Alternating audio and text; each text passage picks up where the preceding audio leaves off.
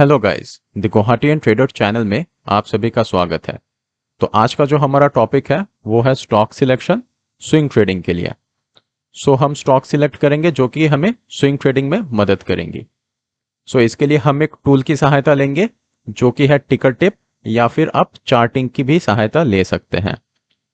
हम वही स्टॉक्स चुनेंगे जो कि अपने 52 वीक हाई के नजदीक है और जो अभी ब्रेकआउट होने वाला है। इससे ये वैलिडेट हो जाएगा कि स्टॉक एक ट्रेंडिंग मार्केट में है और स्टॉक में हम अभी पोजीशन ले सकते हैं। हम इस पे सपोर्ट एंड रेजिस्टेंस की भी मदद लेंगे, जिससे हम ये अंदाजा लगा पाएंगे कि स्टॉक अपने रेजिस्टेंस के सामने है या सपोर्ट के सामने है। और अगर एक बार रेजिस्टेंस ब्रेकआउट होता है तो फिर हम पोजीशन ले सकते हैं क्योंकि स्टॉक ऊपर जाएगा। हम एक और इंडिकेटर की सहायता लेंगे जो कि है एमएसीडी। एमएसीडी एक बहुत ही अच्छा और रिलायबल इंडिकेटर है। एमएसीडी की एक्यूरेसी लगभग 75 से 80% है। हम जो भी पोजीशन लेंगे हम उस पर एक रिस्क टू रिवॉर्ड भी रखेंगे जो कि 1:2 या 1:3 हो सकता है। और अगर स्टॉक अच्छा खासा परफॉर्म करने लगता है तो फिर हम इस पे ट्रेलिंग स्टॉप लॉसेस भी लगाते रहेंगे on day to day basis.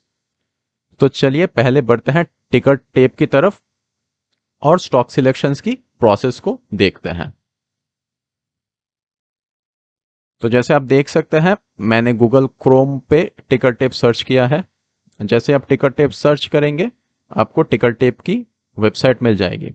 आप डायरेक्टली यहाँ पे क्लिक कर सकते हैं या फिर आपको एक स्क्रीनर की भी ऑप्शन मिलेगी, आप यहाँ पे भी क्लिक कर सकते हैं। ओके, मैंने यहाँ पे टिकर टेप का स्क्रीनर ओपन किया हुआ है और इस पे बहुत सारे पैरामीटर्स ऑलरेडी लगे हुए हैं। हम पहले स्टार्ट से देखते हैं कि पहला पैरामीटर क्या है जो कि है स्टॉक यूनिवर्स, जिसपे आप अपने मर्जी के हिसाब से स्टॉक्स के इंडाइसेस या फिर सेक्टर्स को ले सकते हैं। जिसपे निफ्टी 50 है, निफ्टी मिड कैप 100 है, निफ्टी 100 भी है और आपको निफ्टी 500 भी मिलेगा।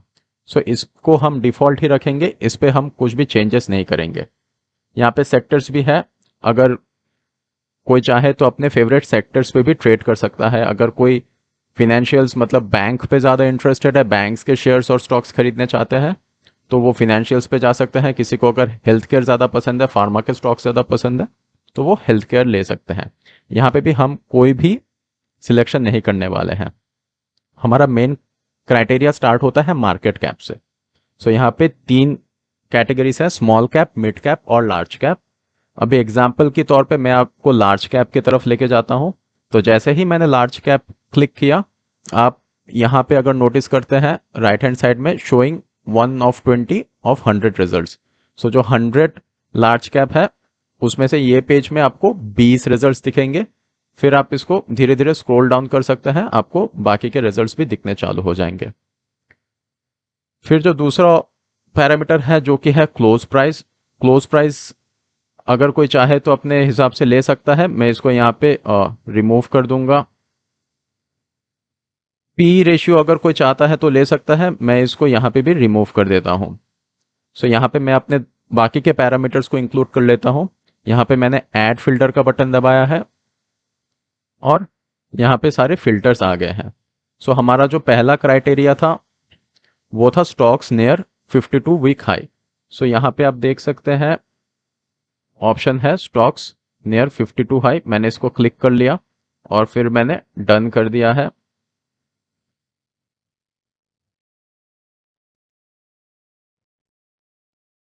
ओके, जैसे हम स्टॉक्स नियर 52 वीक हाई पे आते हैं, हमें यहाँ पे एक और ऑप्शन मिलता है। हम यहाँ पे सिलेक्ट कर सकते हैं कि 52 वीक हाई से कितनी दूरी पे हमें स्टॉक चाहिए।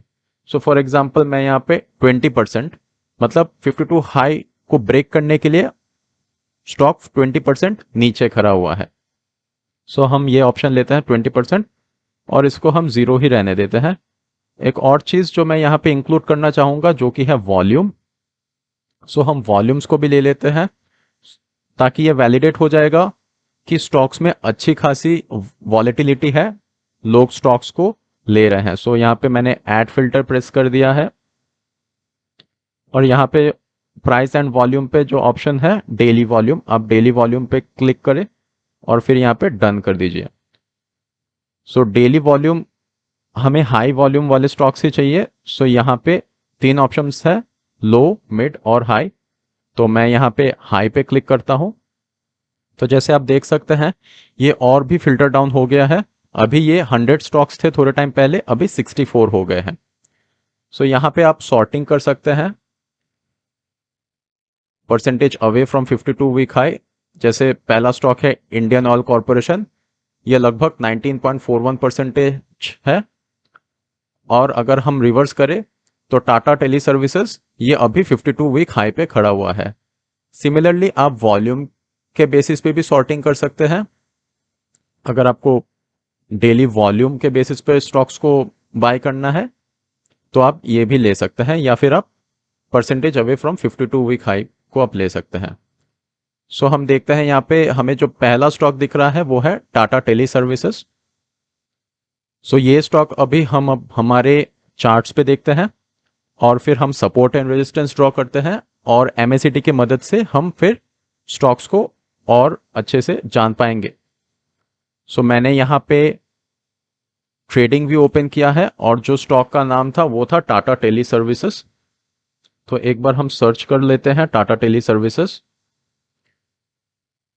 ओके, सो मैंने यहाँ पे सिलेक्ट कर लिया है टाटा टेली सर्विसेज।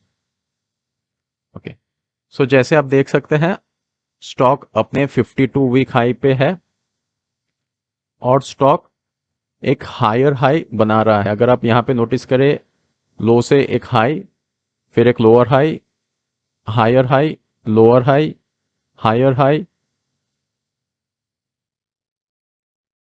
फिर यहां से एक लोअर हाई, अभी एक हायर हाई पे है। सो यहां से हमें दो पॉसिबिलिटीज है, ये स्टॉक एक बार लोअर हाई पे टच करके फिर हायर हाई पे जा सकता है। सो अभी जो सबसे हाई है वो है 249 रुपीज। सो हम यहाँ पे एक हॉरिजेंटल लाइन ड्रॉ कर लेते हैं और इसका जो लास्ट सपोर्ट है, जो कि लास्ट स्विंग है, हम यहाँ पे एक हॉरिजेंटल लाइन ड्रॉ कर लेते हैं जो कि लास्ट स्विंग है ये 195 पे। सो यहाँ पे दो पॉसिबिलिटीज है कि अगर स्टॉक अभी है 253 पे, सो अगर स्टॉक कल ओपन होते ही ऊपर जाना चालू करता है, आप यहाँ पे एक पोजीशन ले सकते हैं। और अगर आप सेफ प्ले करते हैं, अगर आप सेफ ट्रेडर हैं, तो आप वेट करेंगे कि एक रिट्रेसमेंट आए, अपने सपोर्ट को हिट करे और नेक्स्ट टाइम जब स्टॉक यहां से क्रॉस कर रहा है, सो आप एक पोजीशन ले सकते हैं।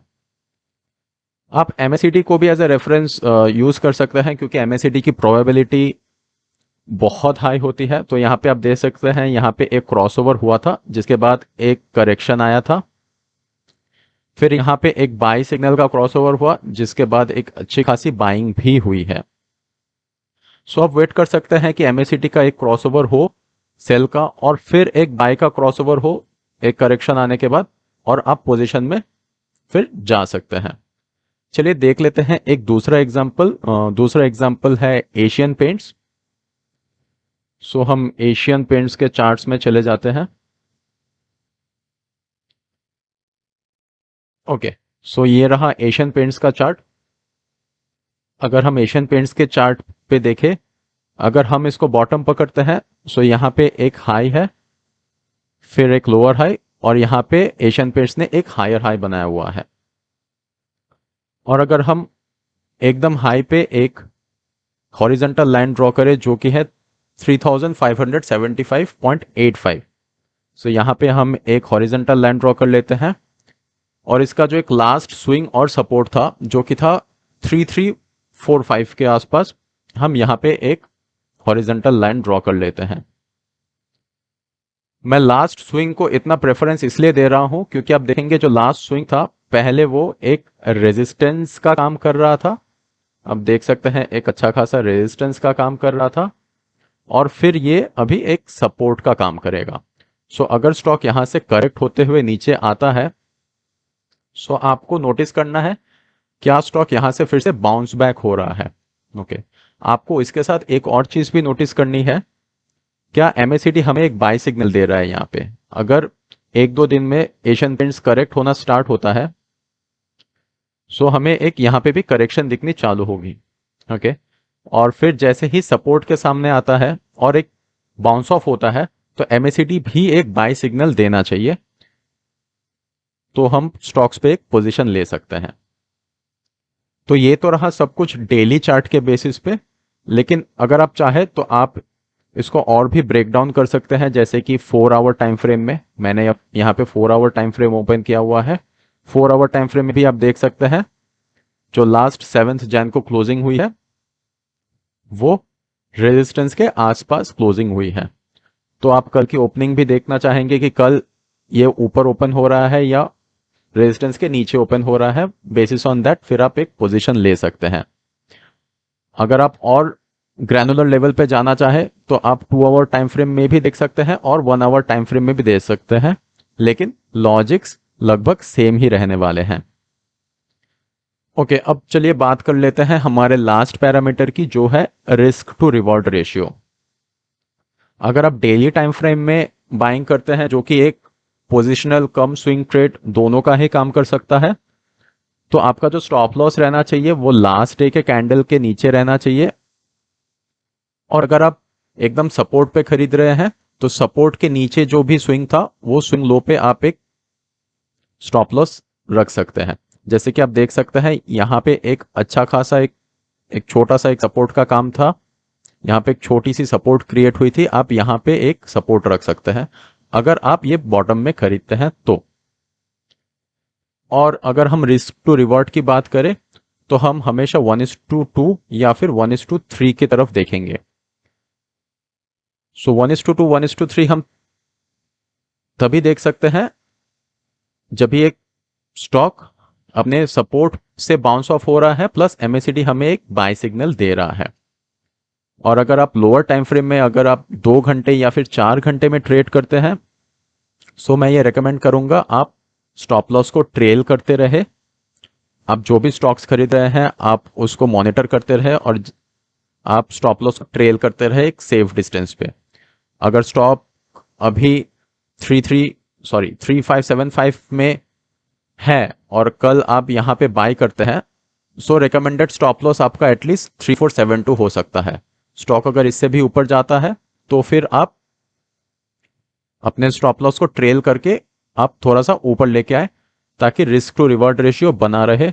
जस्ट इन केस अगर एशियन पेंट्स में एक अच्छी खासी सेलिंग आती है या फिर अच्छा खासा एक करेक्शन होता है तो आप रिस्क फ्री मार्केट से निकल पाओ।